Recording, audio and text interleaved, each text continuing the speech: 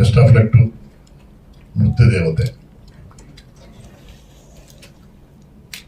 ಪ್ರತಿಯೊಬ್ಬರು ಹೃದಯಪೂರ್ವಕವಾಗಿ ವಿಶ್ ಮಾಡಲೇಬೇಕು, ಬೆನ್ನು ತಟ್ಟಲೇಬೇಕು.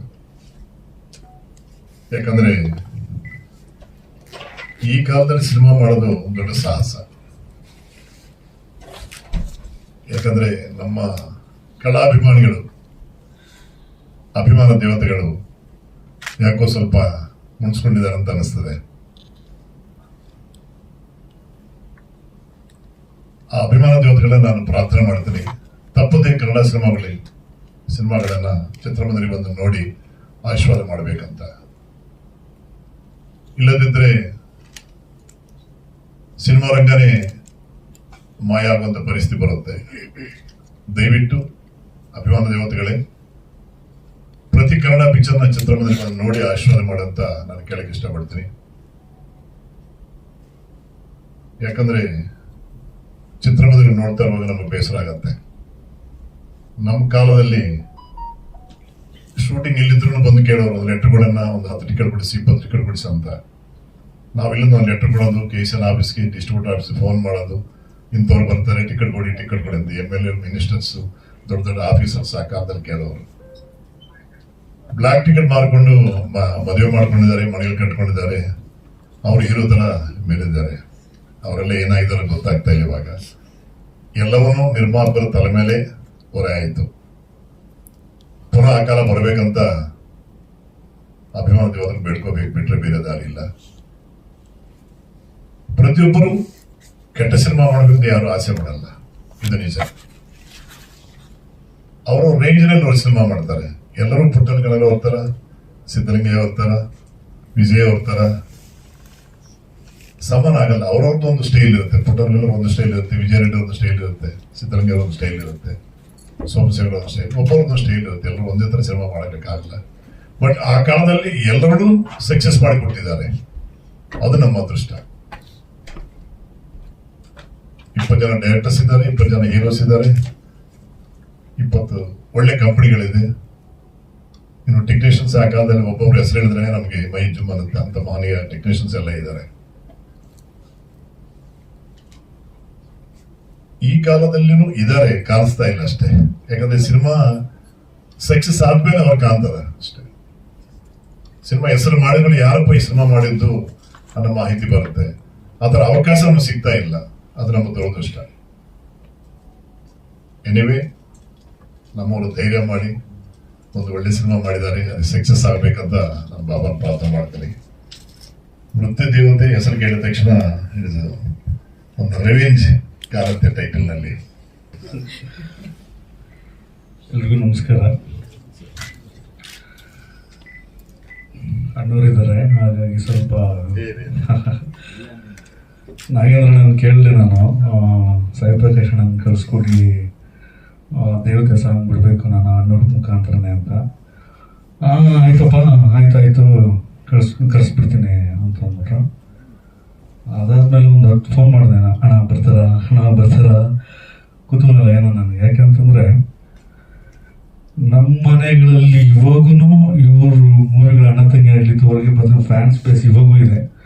ಮನೆಗೆ ಒಂದು ಸುಮ್ಮನೆ ಫೋನ್ ಮಾಡಿದೆ, ಅಣ್ಣವ್ರು ಈ ಥರ ಕರ್ಸ್ತಾರೆ ಅಂತ. ಹೇಗೆ ನಿಜನಾ ಅಣ್ಣ, ಕರ್ಸಿದ್ದು ತುಂಬ ಥ್ಯಾಂಕ್ಸ್ ಅಣ್ಣ, ನಿಮಗೆ ತುಂಬ ಥ್ಯಾಂಕ್ಸ್ ಅಣ್ಣ. 100 ಮೇಲೆ ಮಾಡಿದ್ದಾರೆ ಅನ್ಕೋತೀನಿ ಅಣ್ಣವ್ರ ಮೂವಿಗಳು. ನಾವು ಮೊದಲನೇ ಮೂವಿ. ಅವರ ಆಶೀರ್ವಾದ ಈ ತಂಡಕ್ಕೆ ಮತ್ತು ನಮಗಿರ್ಲಿ ಅಂತ ಅವ್ರ ಅಣ್ಣವ್ರನ್ನ ನಾನು ಕೇಳ್ಕೊತೀನಿ. ಬಂದಿದ್ದು ತುಂಬ ಥ್ಯಾಂಕ್ ಯು ಅಣ್ಣ, ತುಂಬ ಧನ್ಯವಾದಗಳು. ನೃತ್ಯ ದೇವತೆ ಮೂವಿ ಮೊದಲನೇ ಸಲ ಪ್ರಚಾರ ಮಾಡಿದೆ. ಮೀಡಿಯಾ ಅಣ್ಣವ್ರಿಗೆ ಒಂದು ಥ್ಯಾಂಕ್ಸ್ ಹೇಳ್ತೀನಿ. ಯಾಕೆ ಅಂತಂದರೆ ಫಸ್ಟ್ ಟೈಮ್ ಮಾತಾಡಿದೆ, ಲಾಸ್ಟ್ ಪ್ರೆಸ್ ಮೀಟ್ ಮಾಡಿದಾಗ ಏನು ಮಾತಾಡಿದ್ವು ಏನೋ ಒಂಥರ ಗಿಲಿಬಿಲಿ ಆಗ್ತಿತ್ತು ನನಗೆ, ಏನು ಬಿಡ್ತಾರೋ ಏನೋ ಅಂತ. ಅಣ್ಣ ನಿಜಕ್ಕೂ ಹೇಳ್ತೀನಿ, ತುಂಬ ಚೆನ್ನಾಗಿ ನಮ್ಗೆ ಪ್ರಚಾರ ಮಾಡಿಕೊಟ್ರಿ. ಹೊಸಬ್ರು ಏನೇನೋ ಅನ್ಕೊಂಡ್ಬಿಟ್ಟಿದೆ, ತುಂಬ ಚೆನ್ನಾಗಿ. ಒಂದೊಂದು ಆರ್ಟಿಕಲ್ ಆಗಲಿ, ಒಂದೊಂದು ವಿಡಿಯೋ ಆಗಲಿ 10 ನೋಡಿದ್ದೀನಿ ನಾನು. ನನಗೇನೋ ಒಂಥರ ಗಾಳಿ ತೇಲಂಗಾಗ್ಬಿಡ್ತು ನೀವು ಬರ್ದಿರೋದೆಲ್ಲ ನೋಡಿ. ನಿಜಕ್ಕೂ ನನಗೆ ತುಂಬ ಖುಷಿ ಆಯ್ತಣ್ಣ. ನಾನು ಹೃದಯಪೂರ್ವಕವಾಗಿ ವಂದನೆಗಳಣ್ಣ. ಯಾಕಂದ್ರೆ ನಾನು ಅಷ್ಟೊಂದು ವಿಷಯಗಳು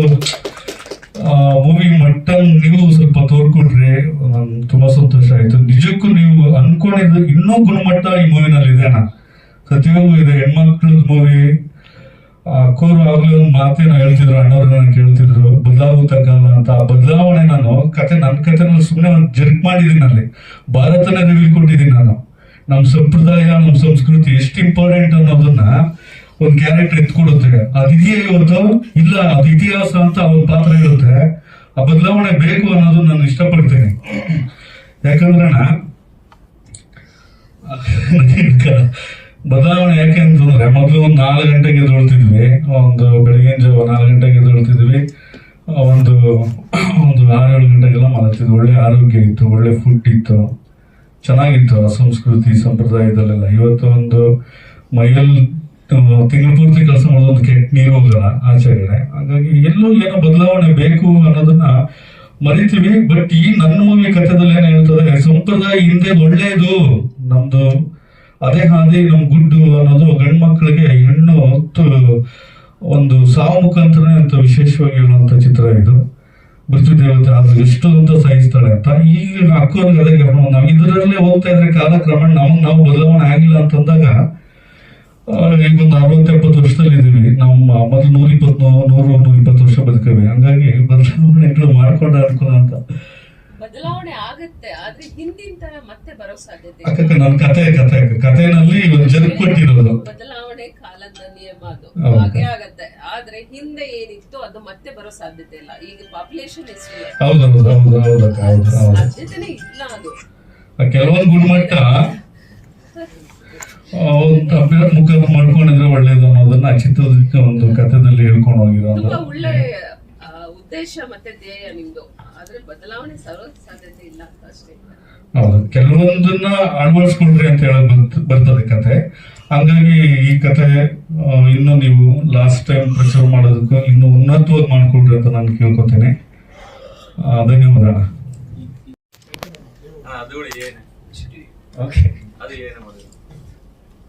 ಆಕ್ಚುಲಿ ನನ್ನ ಹತ್ರ ದೇವು ಅಂತ, ಪಾವಗಡ ಗುಡ್ಡಗಾಡು ಪ್ರದೇಶದಲ್ಲಿ ಬೆಳೆದ ಸೀಮೆಜಾರಿ ಗಿಡ ಅಂತ ಹೇಳ್ತೀನಿ. ಯಾಕಂದ್ರೆ ಆಕ್ಚುಲಿ ನಮ್ ಕಡೆ ಮಳೆ ಬೆಳೆ ಕಮ್ಮಿ. ದಟ್ಸ್ ವೈ ಅದೊಂದು ಎಕ್ಸಾಂಪಲ್. ಈ ಸಬ್ಜೆಕ್ಟ್ ಆಕ್ಚುಲಿ ನೋಡೋದಕ್ಕೆ ಮೂಲ ಕಾರಣ ಇದೆ. ಈಗ ಪ್ರೆಸೆಂಟ್ ಸಿಚುಯೇಷನ್ಗೆ ಈ ಸಬ್ಜೆಕ್ಟ್ ಸೆಲೆಕ್ಟ್ ಮಾಡೋದು actually sir, I am the ಕೋಡೈಟ್ ಆಕ್ಚುಲಿ ಮೂವಿ.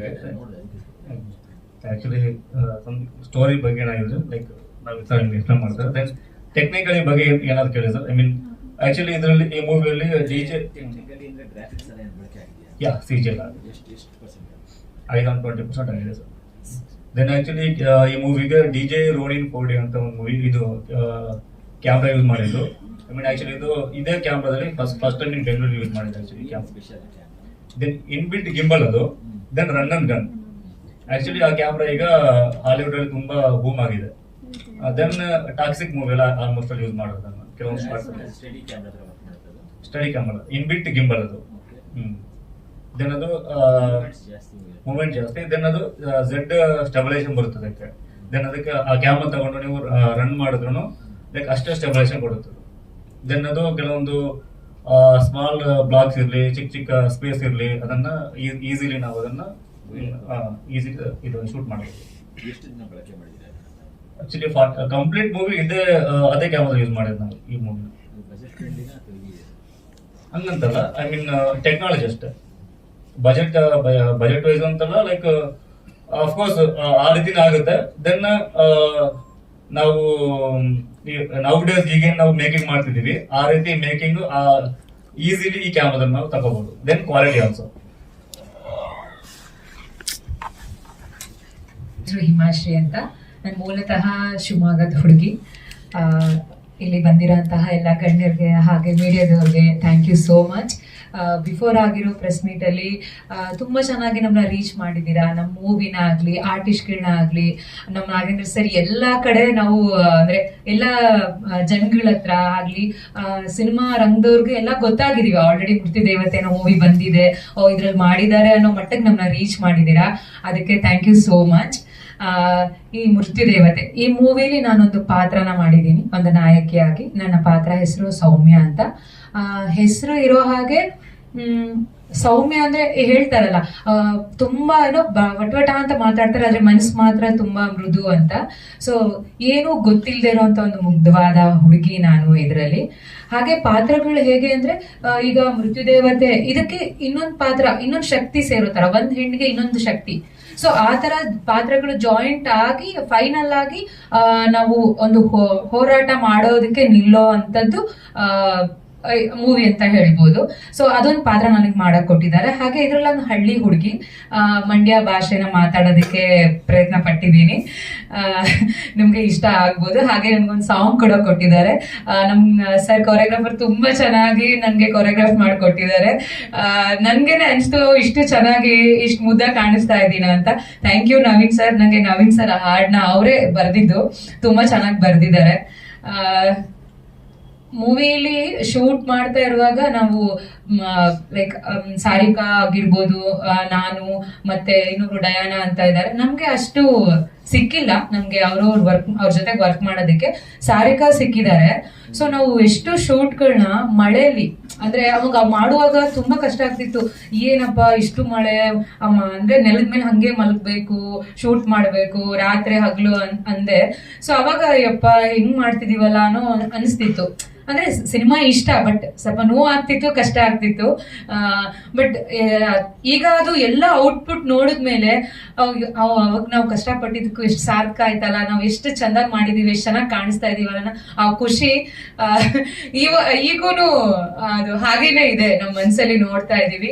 ಸೊ ನಮ್ಗೆ ಹೇಗೆ ನಾವು ಮಾಡಿರೋದು ಇಷ್ಟ ಆಗಿದೆ, ಏನೋ ಪ್ರಯತ್ನ ಮಾಡಿದೀವಿ, ನಿಮ್ಗೂ ಕೂಡ ಇಷ್ಟ ಆಗತ್ತೆ ಅನ್ನೋ ನಂಬಿಕೆ ಇದೆ. ಹಾಗೆ ಸರ್ ಬಗ್ಗೆ ಹೇಳ್ಬೇಕು, ನಾವು ಸ್ಕೂಲ್ ಅಂದ್ರೆ ನಮ್ಮ ಸಾಗರ ಸಿರ್ಸಿ ಶಿವಮೊಗ್ಗದಲ್ಲಿ ಮಾರಿಕಾಂಬಾ ಜಾತ್ರೆ ಮಾಡ್ತೀವಿ. ಅಲ್ಲಿ ಹೆಂಗಂದ್ರೆ ನಾನು ಫಸ್ಟ್ ಯಾವ್ದು ಅಂದ್ರೆ ಮಾರಿ ಹಬ್ಬದಲ್ಲಿ ನಂದೊಂದು ಸಾಂಗ್ ಸ್ಟೇಜ್ ಮೇಲೆ ದೇವಿಗಳ ಸಾಂಗ್ ಅಲ್ಲಿ ನಾನು ಪ್ರತಿ ವರ್ಷ ಆ ಸಾಂಗ್ ಗಳಿಗೆ ನಾನು ಡ್ಯಾನ್ಸ್ ಮಾಡ್ತಾ ಇದ್ದೆ. ಮೇ ಬಿ ಅಲ್ಲಿಂದನೇ ನನ್ಗೆ ಈ ಕಲೆ ಅನ್ನೋದು ಬಂತ ಏನೋ ಗೊತ್ತಿಲ್ಲ. ಊರಲ್ಲಿ ಹೇಳೋರು ಹಳ್ಳಿಲಿ, ಇಲ್ಲ ಇವ್ರು ಮಾಡ್ಬಿಡ್ಲಿ, ಮೋನಣ್ಣ ಮಗಳು ತುಂಬಾ ಚೆನ್ನಾಗಿ ಮಾಡ್ತಾರೆ, ಈ ನಾಗದೇವತೆ ಮಾಡ್ಬಿಡ್ಲಿ ಸಾಂಗ್ ಅಂತ. ಸೊ ಅಷ್ಟು ಒಳ್ಳೊಳ್ಳೆ ಸಾಂಗ್ಗಳನ್ನ ಕೊಟ್ಟಿದ್ದೀರಾ ಸರ್, ನಮ್ಗೆ ತುಂಬಾ ಖುಷಿ ಆಗ್ತಿದೆ ನಿಮ್ ಜೊತೆ ಕುತ್ಕೊಂಡು ಇವತ್ತು ಮಾತಾಡ್ತಾ ಇರೋದಾಗ್ಲಿ, ಶೇರ್ ಮಾಡ್ತಿರೋದಾಗ್ಲಿ. Thank you so much. ಎಲ್ರಿಗೂ ನಮಸ್ಕಾರ. ಮೊದಲನೇದಾಗಿ ಈ ಪ್ರೆಸ್ ಮೀಟ್ಗೆ ಬಂದಂಥ ನಮ್ಮ ದಿಗ್ಗಜರಾದಂಥ ಓಂ ಸಾಯಿ ಪ್ರಕಾಶ್ ಅವರಿಗೆ ತುಂಬ ಧನ್ಯವಾದಗಳು. ಅವರಂಥ ದಿಗ್ಗಜನ ಜೊತೆ ನಮ್ಮ ಈ ವೇದಿಕೆಯಲ್ಲಿ ನಾವು ಕುಳಿತುಕೊಂಡಿರೋದೇ ಏನೋ ಒಂದು ಅದೇ ದೊಡ್ಡ ಸಾಧನೆ ಅಂತ ನನಗನ್ಸುತ್ತೆ. ಎರಡನೇದಾಗಿ ಹಿಂದಿನ ಪ್ರೆಸ್ ಮೀಟ್ನ ತುಂಬ ಅದ್ಭುತವಾಗಿ ನಡೆಸ್ಕೊಟ್ಟಂಥ ನನ್ನ ಮಾಧ್ಯಮ ಮಿತ್ರರಿಗೆ ತುಂಬ ಹೃದಯ ಧನ್ಯವಾದಗಳು. ನೀವು ಒಂಥರ ನಮಗೆ ಏಂಜಲ್ಸ್ ಇದ್ದ ಹಾಗೆ. ಸೊ ಜನರ ಮಧ್ಯೆ ನಮ್ಮ ನಡುವೆ ಕನೆಕ್ಷನ್ ಏನು ಇದೆ, ಬ್ರಿಡ್ಜ್, ನೀವು ಬ್ರಿಡ್ಜ್ ಅದು ಗೋಲ್ಡನ್ ಬ್ರಿಡ್ಜ್ ಅಂತ ಕರೆದ್ರೂ ತಪ್ಪಿಲ್ಲ. ಸೊ ಹಾಗಾಗಿ ನಾನು ಹಿಂದೆ ಮಾಡಿರೋಂಥ ಮೂವಿಗಳಿಗೂ ತುಂಬ ಜನ ಸಹಾಯ ಮಾಡಿ ನಮಗೆ ಪಬ್ಲಿಸಿಟಿ ಮಾಡಿಕೊಟ್ಟಿದ್ದೀರ. ನಾನು ಮಾಹಿನ್ ಕುಬೇರ್ ಅಂತ ರಂಗಭೂಮಿ ಕಲಾವಿದ, ನಮ್ಮೂರು ರಾಯಚೂರು, ಉತ್ತರ ಕರ್ನಾಟಕ.